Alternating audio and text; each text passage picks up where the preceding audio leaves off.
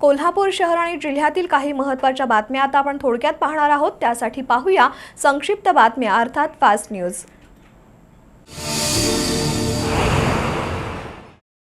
अभिनेत्री कंगना राणावतच्या वक्तव्यावरून शिवसेना आक्रमक झाली आहे। इचलकरंजीतील शिवतीर्थ चौकात आज कंगनाच्या विरोधात घोषणाबाजी करत शिवसैनिक जमले।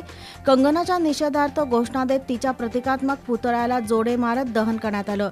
यावेळी पोलीस आणि आंदोलकांमध्ये झटापट झाली, त्यामुळे तणाव निर्माण झाला होता।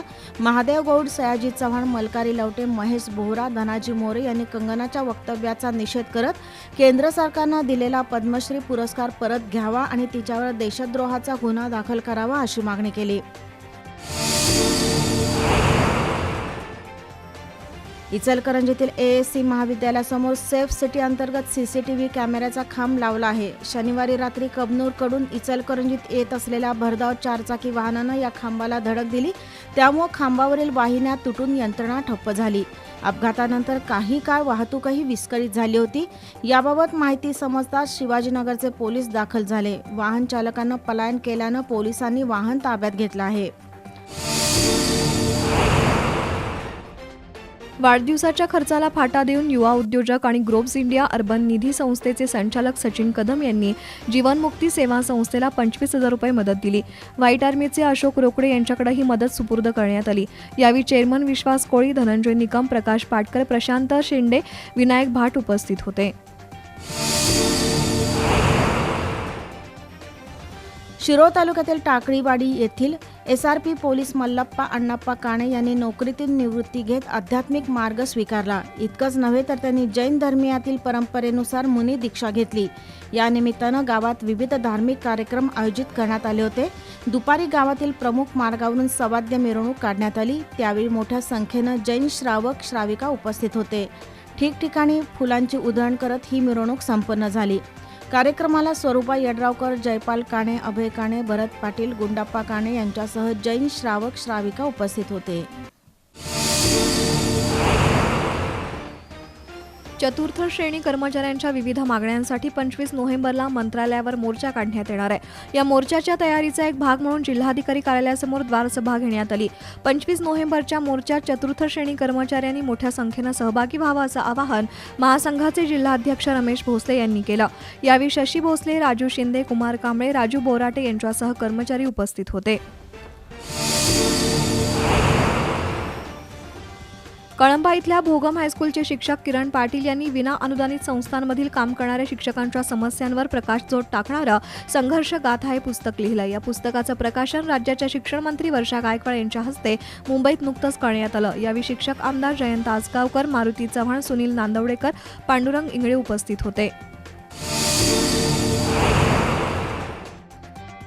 कोल्हापुरातील संभाजीनगर ते सायबर चौक दरम्यान हॉकी स्टेडियम चौकात नवीन पाईपलाईन जोडण्यासाठी मोठ्या प्रमाणात रस्त्याची खुदाई करण्यात आली आहे। या पाईपलाईनमधून रामानंद नगर परिसरातील अनेक कॉलन्यांना पाणी पुरवठा करण्यात येणार आहे। सध्या या पाईपलाईनचं काम सुरू असून भर चौकातच मोठ्या प्रमाणात रस्ता खोदून ठेवल्यानं वाहतुकीला मोठ्या प्रमाणात अडथळा निर्माण होतोय। यामुळे पाईपलाईन जोडणीचं काम लवकरात लवकर करून रस्ता वाहतुकीसाठी पूर्ववत करावा अशी मागणी वाहनधारकातून होतीये। करवीर तालुक्यातील कळंबा इथल्या राज युथ फाउंडेशनच्या वतीनं रक्तदान शिबिराचं आयोजन करण्यात आलं होतं। या शिबिरात 100हून अधिक रक्तदात्यांनी रक्तदान केलं। फाउंडेशनचे अध्यक्ष अरुण टोपकर, रणजित कोंडेकर, नंदकिशोर पाटील, संतोष पाटील, शिवाजी टोपकर यांच्यासह कार्यकर्ते या शिबिरात सहभागी झाले होते। अभिनेत्री कंगना रनौतच्या वादग्रस्त वक्तव्यामुळे सर्वत्र टीका होतीये, तरीही ज्येष्ठ अभिनेते विक्रम गोखले यांनी कंगनाच्या त्या वक्तव्याचं जाहीर समर्थन केल्यानं त्याचे पडसाद उमटत आहेत।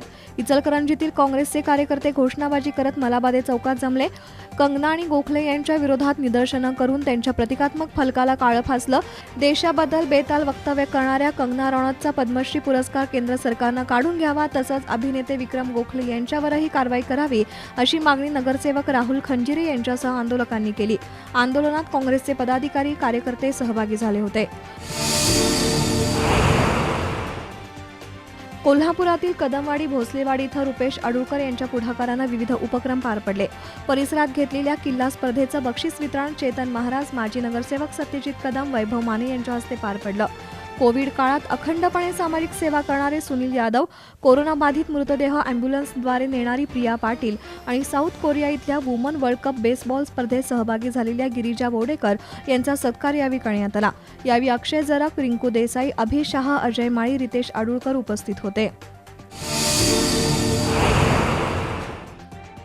कोल्हापुरातील बॉक पॅकर्स या ट्रेकिंग ग्रुपच्या वतीनं समाजभान जपणारा उपक्रम राबवण्यात आला. हृदयविकाराची सूचना आणि लक्षणं जाणवल्यानंतर किंवा ट्रेकिंग करताना अचानक हृदयाशी संबंधित शारीरिक व्याधी उद्भवल्यास त्या रुग्णाला तातडीनं प्रथमोपचार कसे करावेत, दवाखान्यात नेईपर्यंत त्या रुग्णाला कशा पद्धतीनं हाताळावं याबाबतचं मार्गदर्शन डॉक्टर किरण भिंगाडे, डॉक्टर अजिंक्य काळे यांनी प्रात्यक्षिकांसह दिलं. या उपक्रमासाठी किरण मगदूम, गिरीश खेडेकर, आशिष घाटगे यांच्यासह ग्रुपच्या कार्यकर्त्यांनी परिश्रम घेतले. कोल्हापुरातील आपटेनगर इथल्या स्वरराज फाउंडेशनच्या वतीनं किल्ला स्पर्धेचं आयोजन करण्यात आलं होतं. या स्पर्धेत 50हून अधिक लहान मुलांनी सहभाग नोंदवला होता. या स्पर्धेचा बक्षीस वितरण समारंभ सरकारी वकील सूर्यकांत पोवार, शिक्षक नेते MD पाटील, गणपती भित्तम, माजी नगरसेवक राजू दिंडोरले, विशाल दिंडोरले यांच्या हस्ते पार पडला. शिवसेना प्रणित महाराष्ट्र वाहतूक सेनेच्या वतीनं RTOना निवेदन देण्यात आलं. RTO कार्यालयाशी संबंधित काम असणाऱ्या नागरिकांची ऑनलाईन प्रक्रियेच्या नावाखाली काही जण अक्षरशः लूट करतायत. वाहन पासिंग फी 800 रुपये असताना ऑनलाईन अर्ज भरून देणारे 2000 रुपये उकळतायत. नागरिकांची लूट थांबवण्यासाठी RTO कार्यालयातील कर्मचाऱ्यांमार्फत ऑनलाईन प्रक्रिया पूर्ण करून घ्यावी अशी मागणी करण्यात आली. यावेळी दिनेश परमार, धनाजी यादव, स्वरूप मांगले उपस्थित होते.